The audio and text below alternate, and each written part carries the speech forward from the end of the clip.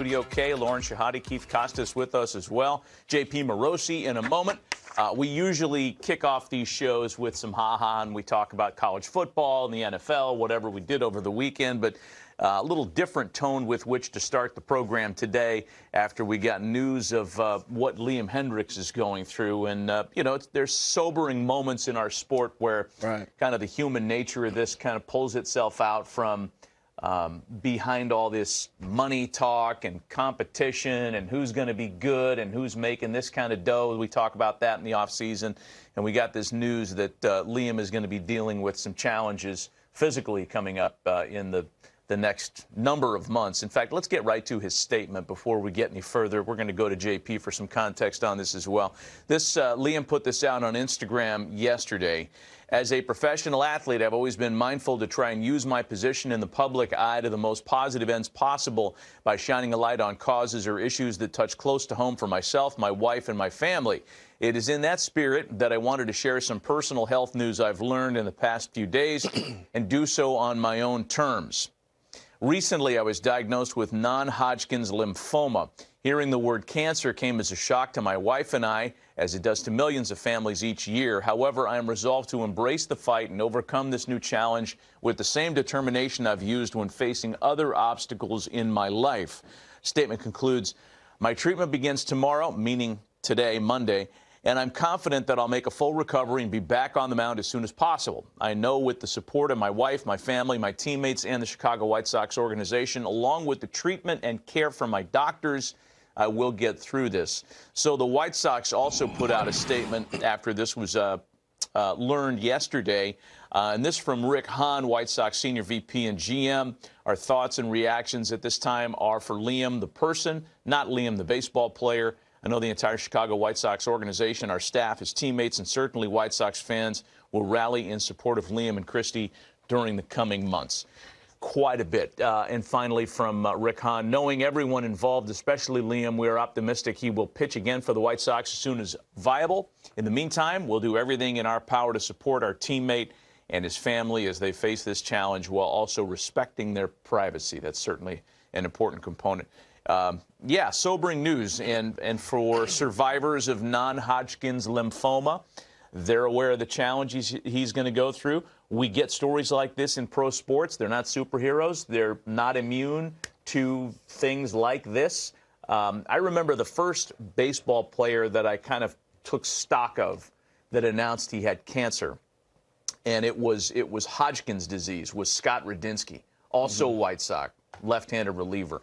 I think therapy and treatment are now certainly a lot more advanced than they were in the 90s, and that's when Scott Radinsky was diagnosed, and he came back and survived it, and our thoughts and prayers are with Liam and his family.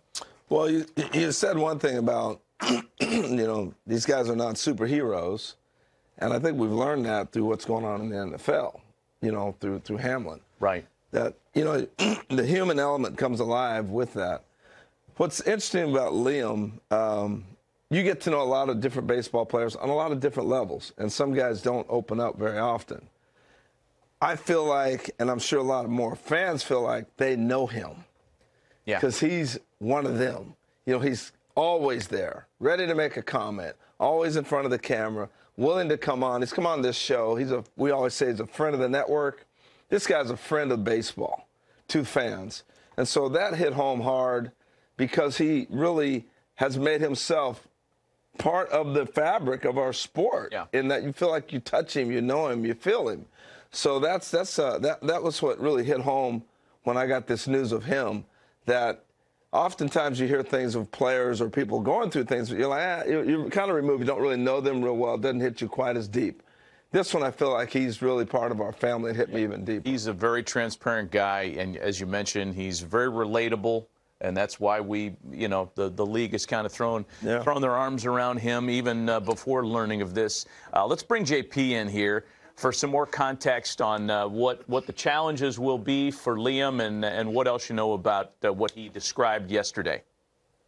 Well, Matt and Harold, good morning. Harold, you said it beautifully just a moment ago about why Liam is is someone who everyone connects to in the baseball family. When I think about him, I go back to the Field of Dreams game 2021 and how he was one of the ambassadors of that event. He spoke so authentically about experiencing everything, and he had these wide eyes and this huge smile as he went through his time there.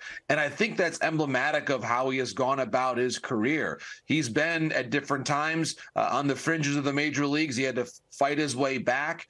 And I think just in the last several months, he became the White Sox nominee for the coveted Roberto Clemente Award. And I think that tells you all you need to know about how dedicated he is to serving the community wherever he has played.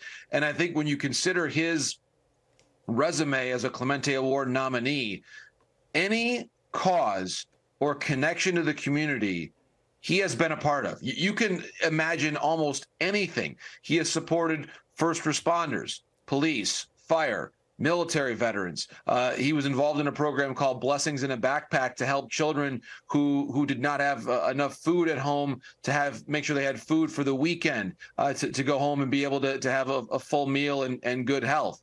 He has spoken about issues of social importance. He's a great ally and supporter of the LGBTQ plus community. You name any group of people or causes that exists in our world, he has been there. And I think that's why when he was a Clemente Award nominee, so many people in the sport were so quick to support him and talk about what an extraordinary person he is, because he's always there. He shows up. He and his wife, Christy, have not just given their funds, they've given their time. And he's a great friend as well to the humane societies and animals around the world. He is someone who has been so giving of himself. And really, I think to Harold's point, sets a great example, Maddie, to all of us about how no matter how busy we are, no matter what our job is in this world, we can always be more giving of ourselves. And I think he has set the standard in so many ways. So our prayers are with Liam and his wife, Christy, as he begins this fight. And he has so many supporters around the game because of just how giving of a person he's always been to those around him. For sure. Here, we concur with everything you said. Well said as well as always, JP. So let's move on to some other news from over the weekend, or non-news, as it were, because the watch over what's happening with Carlos Correa, the Mets, the Twins, any other suitor that's worked into the back door in this drama is interesting. There wasn't any real hard news over the weekend. There's a lot of whisper, innuendo, and quite frankly, before I hear what you have to say, I've met most of the recent news with skepticism because it all feels like it's agent this nonsense. I don't really know what's happening with this. Do we have a sense for what the real talks are with Correa?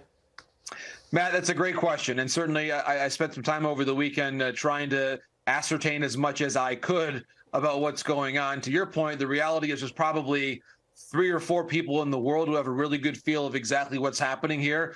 I, unfortunately, am not one of the 3 or 4. But when you consider where things are and what I've been able to piece together, every day that goes by without there being an announcement of an agreement between Correa and the Mets is one day closer to him potentially going somewhere else. And if there's not an agreement in the next couple days, I do think that we are rapidly arriving to the point where there's as much of a chance of him signing with the Twins as there is with the Mets. I think what we know for sure is that the agreement as agreed upon and declared several weeks ago now, that clearly the Mets are not comfortable with those terms as agreed upon because of some physical concerns that have come up. I think what we know for sure is that that deal, fully guaranteed at all of those years and all those dollars, are simply that deal is not going to happen today, tomorrow. It's just there's too much uncertainty there. And I do believe that of the universe of teams out there, the Twins are the one that had him most recently, that is most intimately familiar with where his medicals were at the end of the season. And so their interest level in him and their comfortability in the risk assessment is probably most illustrative of where his market truly is. Now, could he circle back and sort of understand where the Twins are and then maybe shop that offer back to the Mets? Sure, that's certainly a possibility. At the moment, though, I have a hard time believing that there's going to be a 10-year fully guaranteed contract for him with the Mets or probably anyone else, simply because it's gone on this long. And now we've got two teams that have expressed a certain reluctance about the physical situation. It is a very difficult circumstance for him.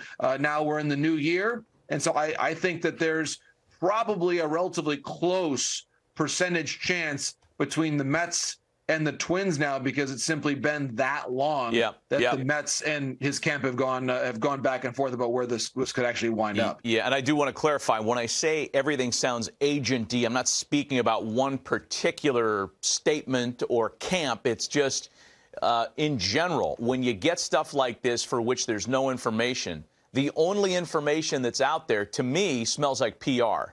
So again, not saying that specific to any one line or anything in this Correa case, but I guess the takeaway is that none of us really know. This is all really closed-door type stuff for obvious reasons. You're talking about the guy's long-term career and whispers about his health.